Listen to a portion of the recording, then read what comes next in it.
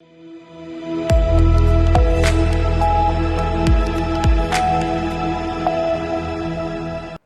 मैं हूं रत्ना और आप देख रहे हैं सी न्यूज भारत। आए रुक करते हैं न्यूज बुलेटिन की ओर। बात होगी दाहोद की, जहां पचवाड़ा गांव में खेत में काम कर रहे 3 लोगों पर तेंदुए ने हमला कर दिया, जिससे इलाके में दहशत फैल गई। साथ ही बात होगी ललितपुर की, जहां नाराहट क्षेत्र में तेंदुए की लगातार बढ़ती गतिविधियों से ग्रामीणों में दहशत फैल गई है। ऐसी तमाम खबरों पर विस्तार से चर्चा करेंगे।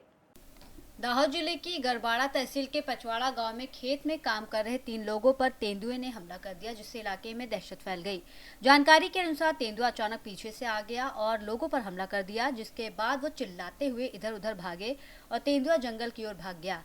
इस हमले में 3 लोग घायल हो गए, जिनमें 2 की हालत गंभीर बताई जा रही है।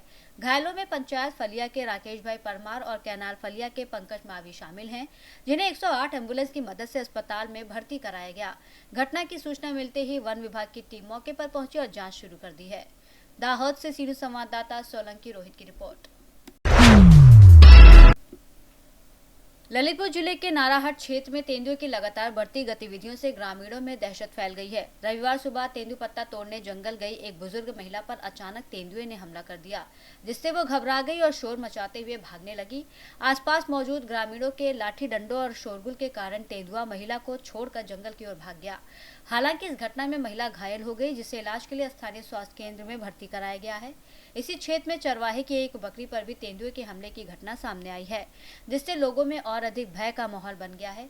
ग्रामीणों का आरोप है कि लगातार घटनाओं के बावजूद वन विभाग की ओर से कोई ठोस कार्रवाई नहीं की गई है, जिससे लोगों में नाराजगी है।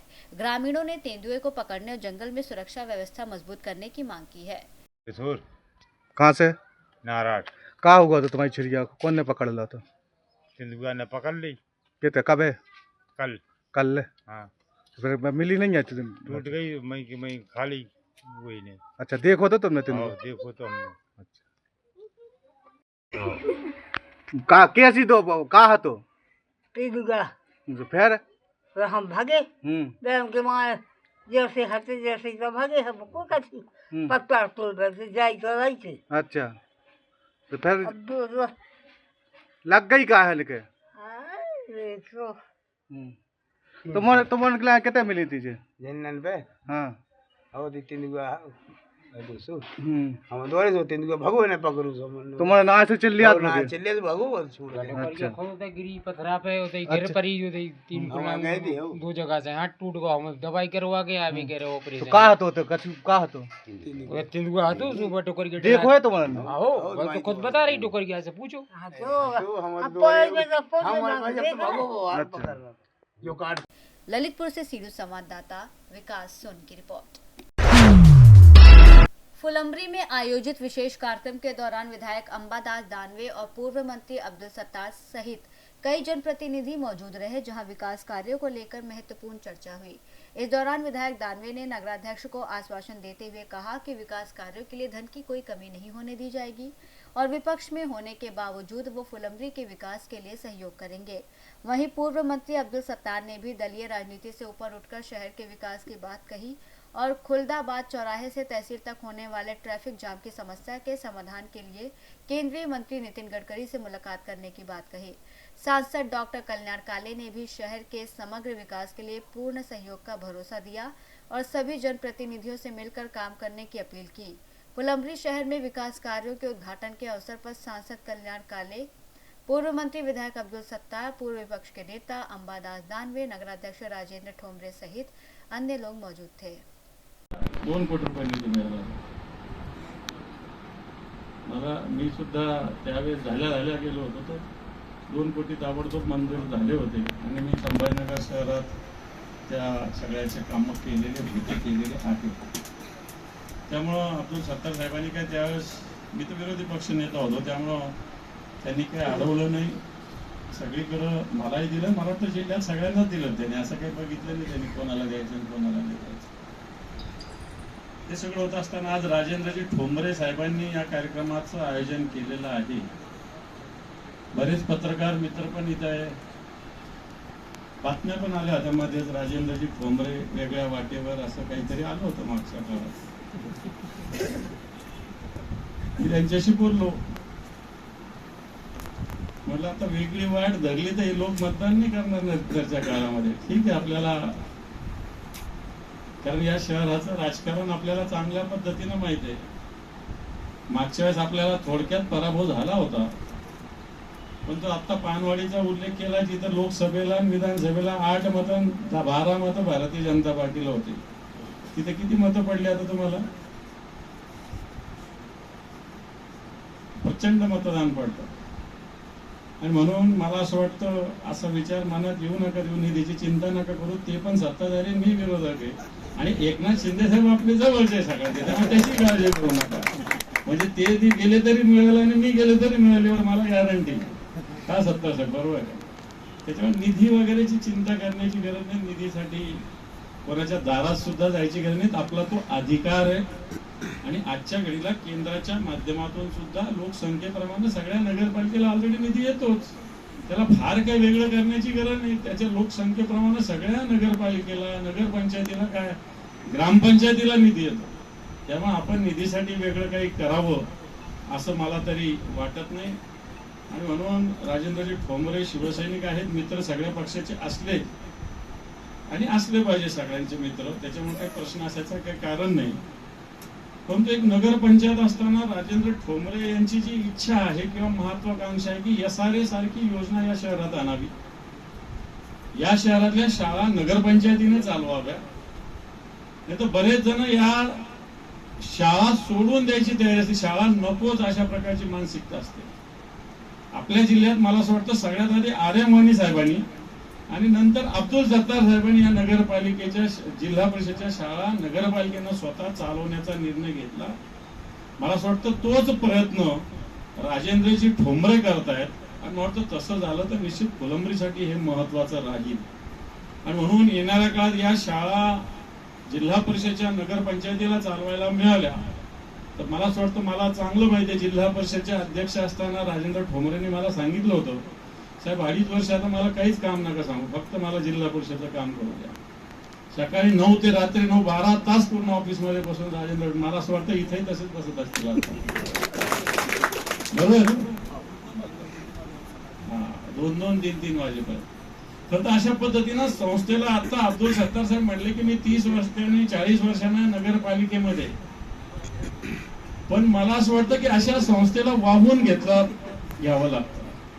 आणि ज्यावेळेस आपण अशा संस्थेला वाहून घेतो त्यावेळेस त्या संस्थेशी जी आपुलकी निर्माण होती आणि त्या आपुलकीतून मी परवा सुरेश चितले साहेबांना जर निधन झालं म्हणून त्यांच्या घरी गेलो होतो, तर सुरेश चितले जसं या आपल्या संभाजीनगर जालना जिल्ह्यातले काही लोक आहेत, जसे अब्दुल सत्तार साहेब आहेत, आर्यम वाणी साहेब आहेत, दिनेश परदेशी आहेत, त्याच्यानंतर भोकरदनचे ते राजाभाऊ देशमुख आहे, अनिल पटेल होते पैठणचे, बाबुराव कुलकर्णी होते अंबडचे, तसे सुरेश चितले परतूरचे सकाळी 5 वाजता उठून दररोज एक वॉर्ड कंप्लीट करायचे.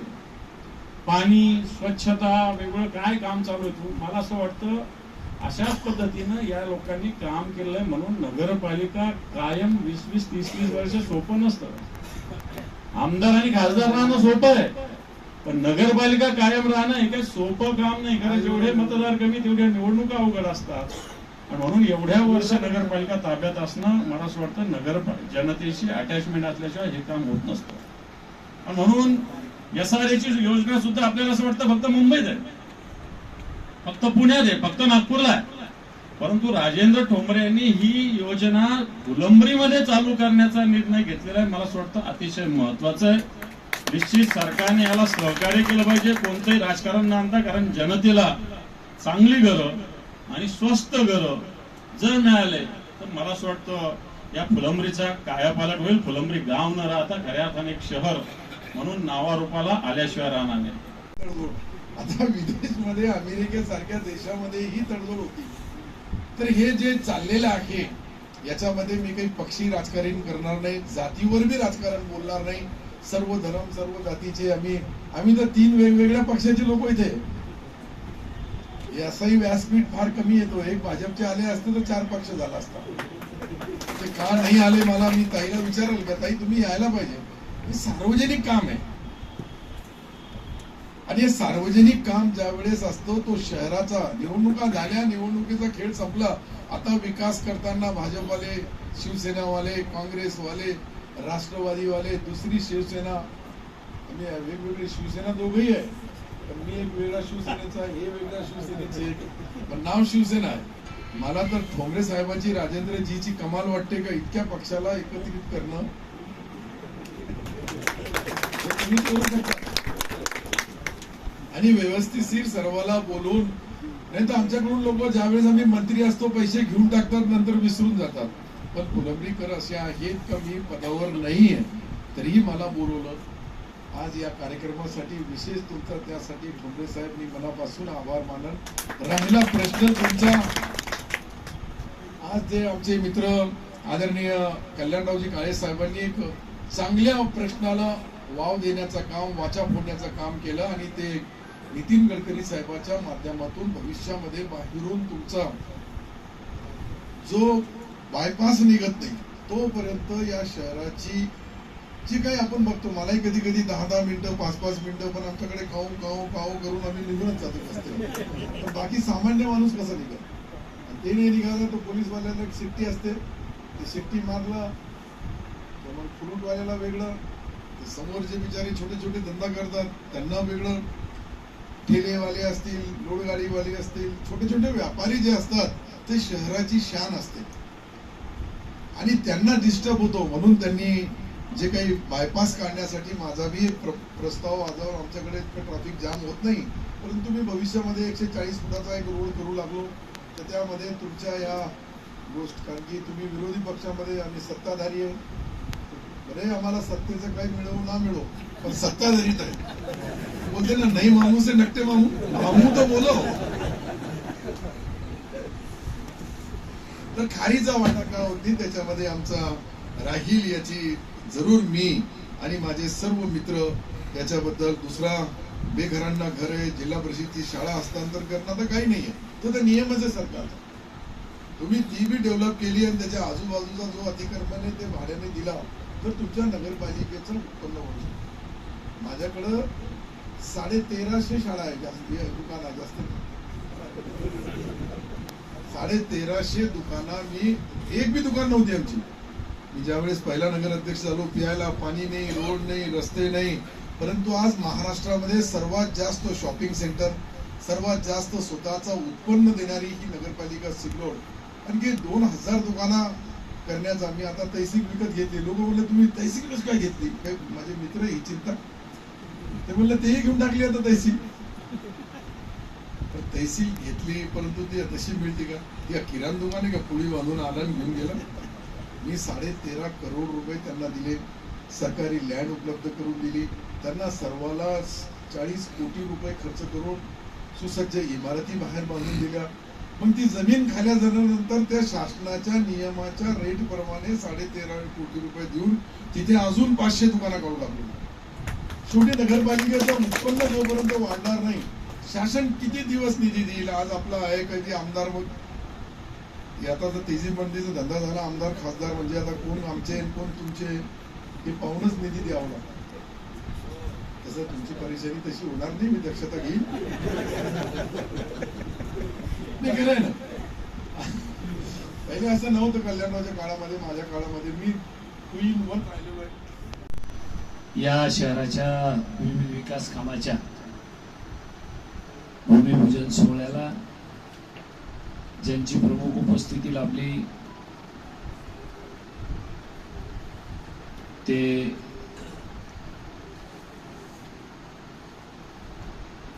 विधान परिषदेचे सदस्य तथा माजी विरोधी पक्ष नेते अंबादासजी दानवे, ज्यांच्यामुळे या विकास काम करण्यासाठी ते अल्पसंख्याक मंत्री असताना निधी मंजूर झाला, त्या खात्याचे माजी मंत्री आणि सिल्लोड विधानसभा मतदारसंघाचे लोकप्रिय आमदार अब्दुल सत्तार साहेब या कार्यक्रमाला उद्घाटक म्हणून लाभले. ते आपल्या नगर परिषदेचे नगराध्यक्ष राजेंद्रजी ठोपरे,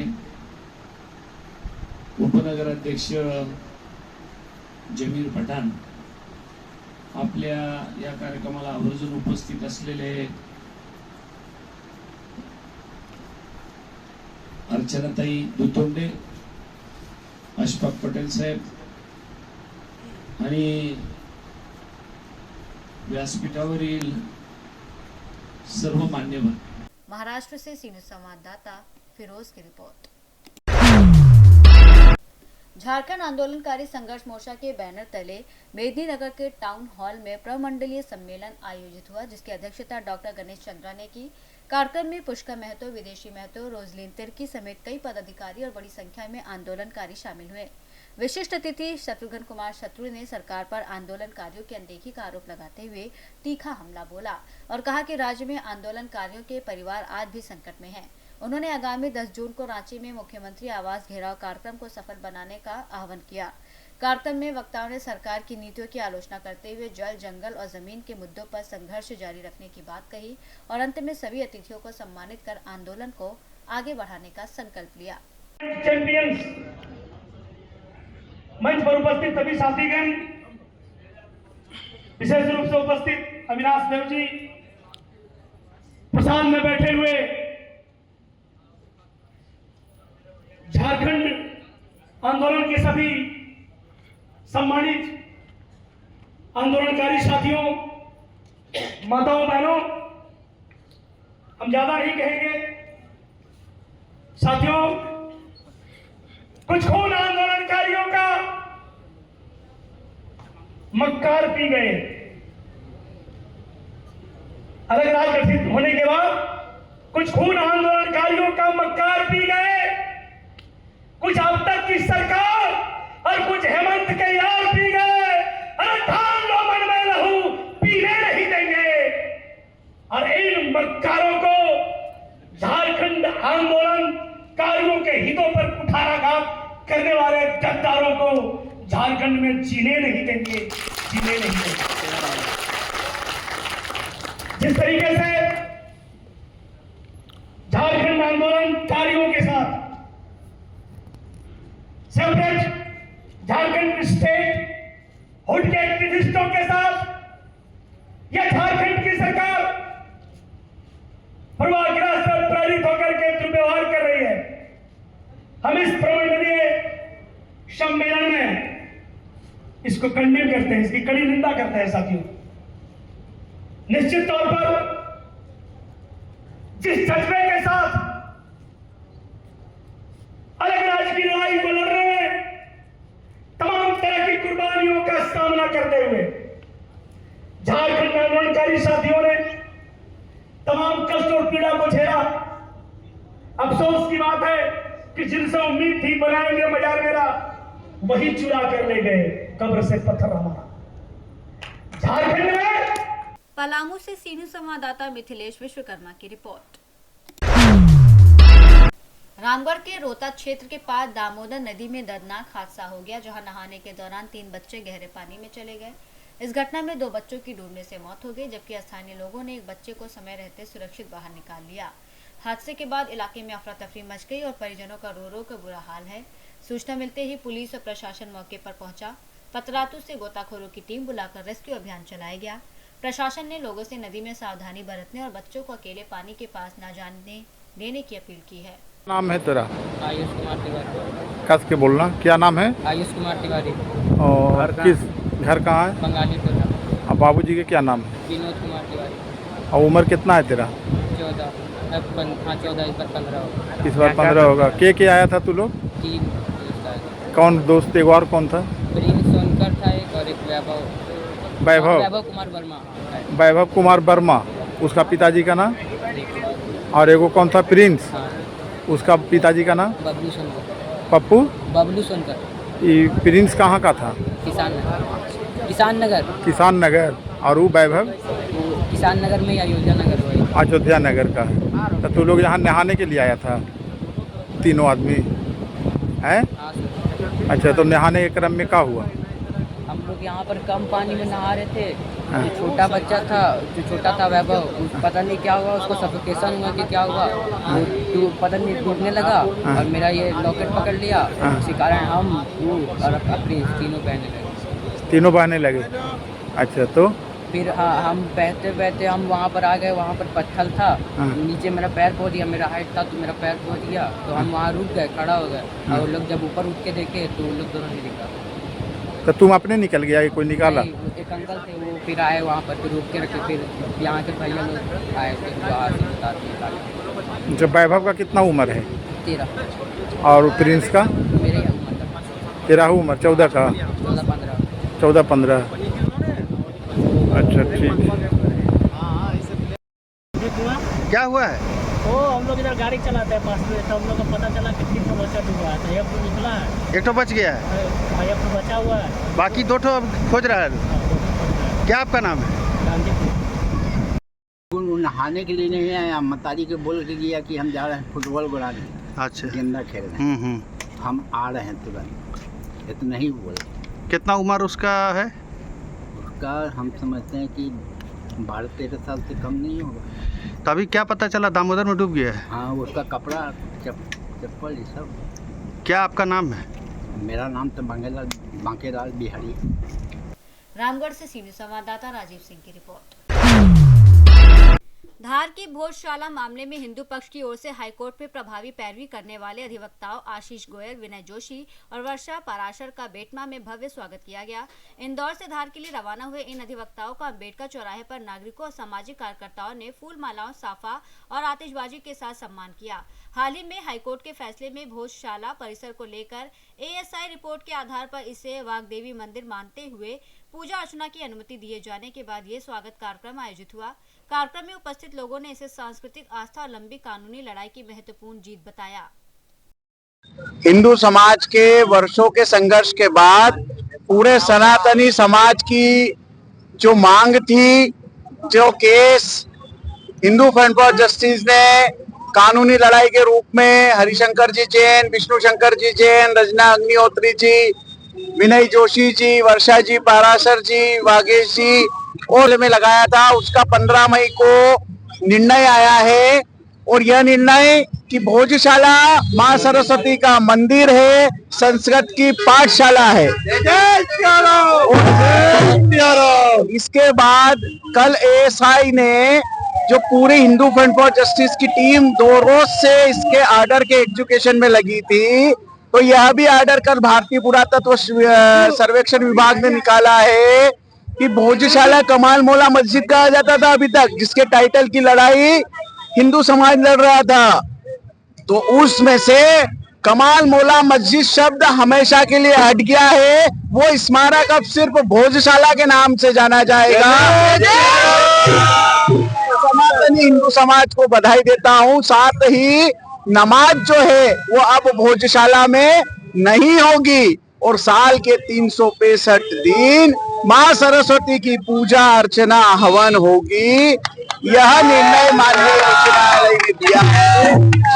उच्च न्यायालय के निर्णय का स्वागत, और आप सभी ने, जो बेटमा वासियों ने, सनातन धर्मियों ने जो यहाँ पर हम सभी का इतना मान बढ़ाया, उसके लिए सबका आभार, धन्यवाद। यह सदियों का इंतजार था जो अभी समाप्त हुआ। यह सदियों की पीड़ा थी जो आज खत्म हुई है, उस पर मरहम लगा है। यह सदियों से चला आ रहा संघर्ष था जिसमें कि हम सिद्ध करते रहे कि यह हमारी वाग्देवी माननीय, हमारी आदरणीय, जो हमें बुक की भाषा बोली सिखाती है, हमारी देवी साक्षात सरस्वती जी का मंदिर है, वह लंदन में हमारी मूर्ति है। परंतु आज जब उच्च न्यायालय में याचिका लगी तो उसमें सिद्ध हुआ कि वह जो लंदन में जो हमारी वाग्देवी की प्रतिमा है वह यही भोजशाला से गई हुई है। यह जो मंदिर है वह वाग्देवी सरस्वती माता का मंदिर है।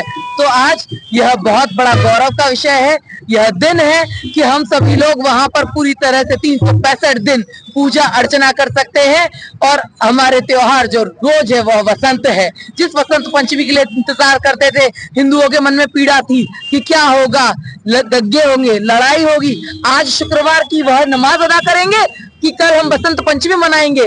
इन पीड़ाओं से दूर होकर आज उच्च न्यायालय में जो तर्क रखे गए, जो बताया गया, ASI की जो रिपोर्ट थी, उनके आधार पर कानूनी सारे दाव पेचों के साथ और असलियत जो बताई गई समस्त तर्कों के साथ यह सिद्ध हुआ कि यह हमेशा से ही एक मंदिर था, यह एक संस्कृत पाठशाला थी। तो आज हमको पता है कि वह लोग फिर से सुप्रीम कोर्ट में जाएंगे, परंतु सब कुछ जो हुआ है वो तर्क आधारित है, सारे सबूतों के साथ हुआ है और यहाँ पर अब सदैव ही सरस्वती मैया का मंदिर रहेगा। जो माननीय उच्च न्यायालय द्वारा दिया है, हिंदू समाज को अखंड पूजा का राइट दिया है तथा गौशाला को केवल गौशाला माना है, माँ सरस्वती का मंदिर माना है, ये हम सभी की बहुत बड़ी जीत है, सनातन धर्म की जीत है एवं उच्च न्यायालय का बहुत बहुत आभार है। भारत माता की जय, माँ सरस्वती की जय। देपालपुर जिला इंदौर से सीधे संवाददाता राहुल देवड़ा की रिपोर्ट। बुलेटिन में फिलहाल इतना ही। देश और दुनिया की तमाम बड़ी खबरों के लिए देखते रहिए सी न्यूज़ भारत।